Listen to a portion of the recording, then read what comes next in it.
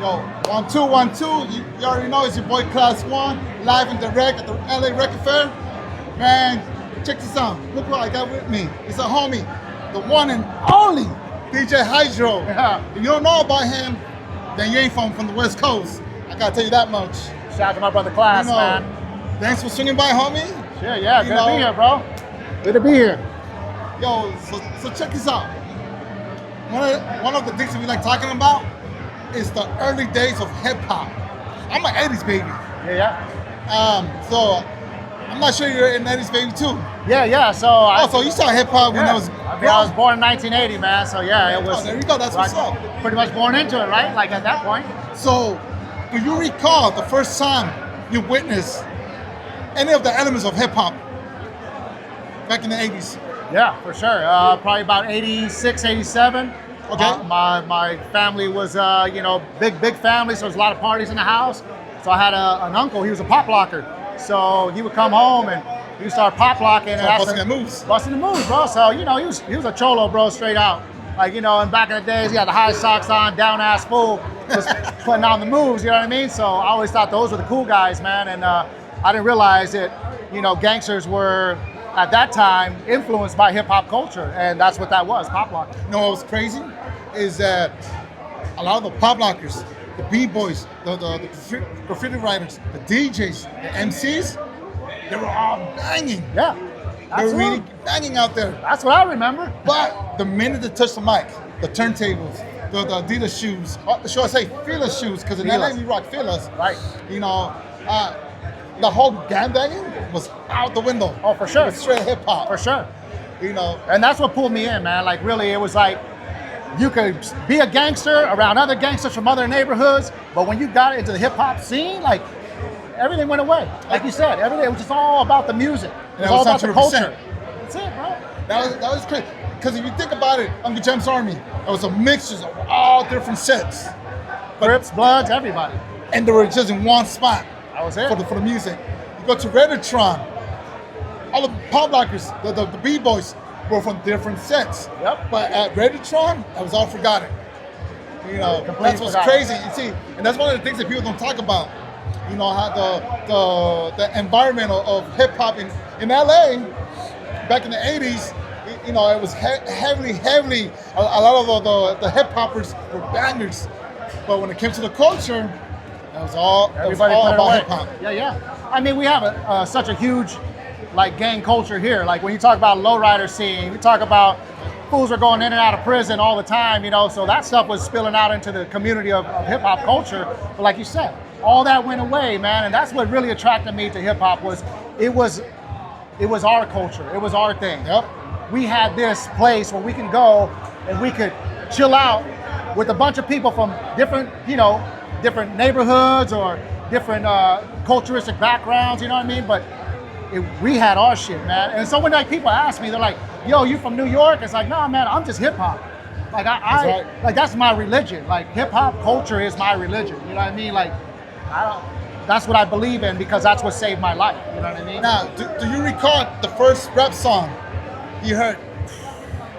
Probably, I would say it was probably like Houdini stuck with me the most. Like 5 minutes of funk or Freaks Come Out at Night. My pops was banging that shit in the crib. He had the big Pioneer fucking speakers and the whole fucking sound system. And that's really where I would say that I first really started DJing. Didn't know what it was, but everybody was getting fucked up, man. They were having drinks at the house, bro, and Pop's like, "Yo, turn that record over." Are you talking about the furniture? Yeah. Home stereos? No. Ones? I know which one. My grandma had that one. That one had the lights on it and shit like that. They would bounce around and stuff. But my pops had he had the full a Pioneer turntable, the CD changer, the towers. Yeah. This is like mid '80s, later '80s, like '87, '88, somewhere around there. And you said your pops was blasting Houdini on record. On record, bro. Did you try to cut it, bro? No, I didn't even know that was even what I was trying to do at the time. Like I was 7, 8 years old, so I was born in '80. Yeah, 7, 8 years old, so I was just flipping it. Like I would just grab it, flip it, put the needle on the groove, and that was it. That was my job. That was my job. Like he was like, "Yo, you take care of the record. and you know, we're gonna be over here outside just having a good time. And I'm like, yeah, I got that. That's easy. That's how you started learning the Started learning. dropping. Yeah, yeah. And then I started figuring out like what records that they enjoyed and shit, and I would just drop those records, you know. And I kind of was DJing already, just selecting. You know what I mean? At 7, 8 years old. So you were learning how to DJ without knowing. Without even knowing. Damn, that's dope. And then later on, fast forward, many years later, I went to my mom's garage and I found boxes full of like VHS tapes where I was recording Rap City and Your MTV Raps. And then I started going through those tapes and I was watching these tapes back and I'm like, damn, almost every video that I recorded had a DJ doing scratches on the song. So somehow, some way, man, I was attracted to those scratches, bro. And I didn't really even know it until later on. It all came to hindsight. Man, that's dope. You know, that's might be like the first one I ever heard that type of unique story where you were just needle dropping without even knowing you were actually DJing. DJ, yeah. In hindsight, I look back and yeah, that's exactly what I was doing. I was selecting records for the party. Now, also, do you recall the first time you started buying records? Yeah, shit. So my older brother originally was a DJ. He was working as a recreation, like an employee for the Park and Recs over for the city of Lawndale. And my aunt was working there, and she was like, yo, we want to do this party for the junior high school kids at the Civic Center. Instead of me going to find a DJ, why don't you just buy the equipment and then, you know, I'll book you to do it. Well, he ended up starting to do that, and I was just carrying the crates, helping him out. He went to go use the restroom one day. He's like, yo, bro, can you play some records? Well, we had some people on the dance floor, and I already seen what he was doing, so I was getting the gist of it. He went to the restroom, bro. He was gone for a few minutes. Man, I had the party rocking. So by the time he came back, he was like, yo, just keep it going. So I ended up keeping that whole night going. And then I was like, yo, hold on. I want to do this shit like for real. So then we started figuring it out like, okay, you got to have Technique turntables if you're going to really do this shit, not these shitty Geminis, belt drives that we were on. So, you know, we started moving into, you know, getting some techniques and really starting to pick up some records and shit. But yeah, first time I was picking up records was on Melrose. I think like Beat Non-Stop and DMC and some of those places, you know, Aaron Records and... So yeah. What year are we talking about when you started rocking the tape? I'm talking 96, 97, 98, right around there. 98, I was serious about it. 98, I got my first Technique turntable. So in 98, that's when you started taking it more seriously? Taking it more serious, and that was like the golden era for us. I was a fan of like J5 and Dilated and Black Forest and everything was coming out of Fat Beats Records at the time. And I was digging over there at Fat Beats on 3rd and Vermont. You know, Silos was hooking me up with all the records back then. A lot of people forget about Fat Beats on 3rd and Vermont. That was the one. About Melrose. No. This was 3rd and Vermont. 3rd and Vermont. I remember clearly.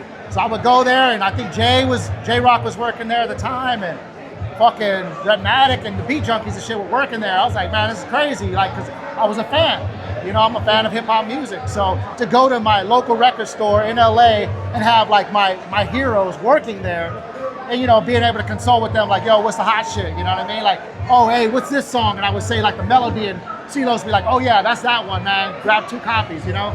So like I have the big homies always looking out for me, you know what I mean? Now, to this day, I still collect boomboxes, ghetto blasters. Okay. You know, did you ever have one in the 80s? I didn't own one, man.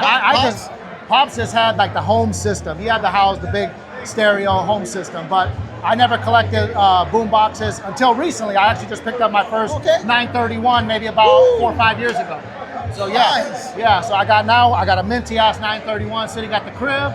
I got it connected to the fucking mixing board. So when I'm live on Twitch, if anybody wants to hit a channel point redemption, we play a tape right out of the Lay Sonic, man. So yeah. Now tell me, how does it feel? Because you just came back from rocking. You went on tour with Merce. Yeah, 6 weeks. So, being with Merce, being his DJ, then going tracing all the way back, like you said, to your uncle was Pop Lock? Yeah, Pop Lock. Tracing all the way back to when you first witnessed, an element of hip hop. Do you feel a certain way? Like, wow, I'm here, and I remember seeing my uncle Pop Lock for the first time. Yeah, absolutely, man. It's like a kid in a candy store, bro. You're on tour, you're in Europe or UK, just a young kid from Hawthorne, man, and a fan of hip hop. That's how I look at myself, as always being a student of the game, of the culture, right? So for me, man, like to be out there, it's surreal. It's surreal. It's like one of the craziest dreams that I could ever say that I've lived in my life was to be able to get out of Hawthorne, the city I grew up in and be on the other side of the world doing hip hop music, bro. It's a journey, right? It's a journey, man. It's a journey of going back to when we first witnessed, something an element of hip hop, Yes. to being part of the culture of the community, to going, rocking in front of a crowd. Yeah, it's wild. It's wild. And to be with one of your best friends, man, like Merce is the fucking GOAT, man. Like that's my guy, bro. Like we built a relationship where, his kids are my nephews, my kids are his nephews, we're like family. So to be out there with my brother on the other side of the earth, represent hip hop culture for LA, like I said, man, it's the biggest dream come true. Now, how did the name Hydroe came about? 1996, 97, man, I was selling matter, bro, and everybody knew me as having the hydro, the gas, the fucking hydroponics. Okay. And so, yeah, a lot of that weed money I invested back into buying records, man, and that was probably about the best investment I ever made, fucking selling weed. I think we all relate. That's it. It is what it is, It is what it is, coming from LA, man. I was an independent businessman myself, too. Yeah. So, and you're right, that money comes in handy on investing Absolutely. into our, I like to say, our passion. Yes. Because we all love this culture. What better place to put it, you know what I mean? I wasn't buying crazy cars and crazy jewelry, but I was buying a hell of records. And that was it, for sure. Now, do you still got some of those records that you buy from back then? Oh, yeah. I never sold anything. I'm literally a hip-hop hoarder. Do you have any top 5 records that you love? You're like, this is my babies. I'm going to frame them. Nobody touch them. Man. There's so many, right? I mean, so many, but... Off the head? Off the head, I mean, my go-to 45, shit, it's a sleeper, man. It's so cold.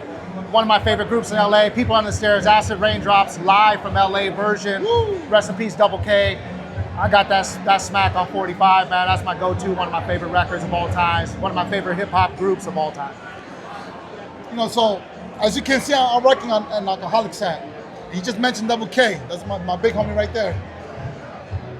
To this day, I do have a huge regret of this. This is why we can't be slacking, because you just never know. So originally, I was supposed to link up Double K and my big bro King T together for an EP. Wow. Double K's been wanting to work with King T. Wow. And I will tell him, like, we used to be on the phone. We used to talk about what records we're gonna use to make it funky, because he wanted to make it the EP funky, but go in kind of like a different direction. Mm-hmm. But I slacked off on making the call to King. Like, yo, my boy Double wants to work. That would have been crazy, bro. As you can see, our big bro is, Yes, of course. He passed, and I'm like, it really hit me right in the heart, because he really man. wanted to work with King. And just imagine how dope that EP would have come out. That would have been crazy, bro. Like, I mean, those are two of my favorite rappers right there, man. Double K and King T. Like, that. And one of the most beautiful, going back to Double K, to people on the stairs, even Klass One and Double K. Yes. They never outgrew from the vinyl culture. Fuck no. Just like we never outgrew to the vinyl culture. Purists, man. Klass One, Double K are purists, bro. I'm sure you're just like all of us. You got a wall full of crates and crates. How many crates you got on your wall? Crates, if we put it in crates, probably 30, 40 crates on the wall, probably another 15 white crates full of 45s. And then downstairs in my garage, I'm probably sitting on another 30 crates. Wow, you got more than me. I gotta catch up. Yeah, I was passionate as fuck about this, man. Like, I still am. Like, I really am passionate about this culture that we live in, man. I owe my life to this, because once again, it saved my life, man. Like, I could have easily went many other ways, and I'm sure that's a story for a lot of us. You know what I mean? Growing up here in LA in the 90s as a male, man, it wasn't easy. It wasn't easy. A lot of people can relate to that. Especially in the 90s. It was hot, the streets were hot, and to maneuver through that stuff and still be here today, man, because a lot of our brothers aren't, you know what I mean? Didn't make it through those times, so I'm just happy to be here, bro. You know what I mean? What was your first a gig, an event that made you be like, I am in love, and this is where I'm at. This is home. Ryan Fest last year.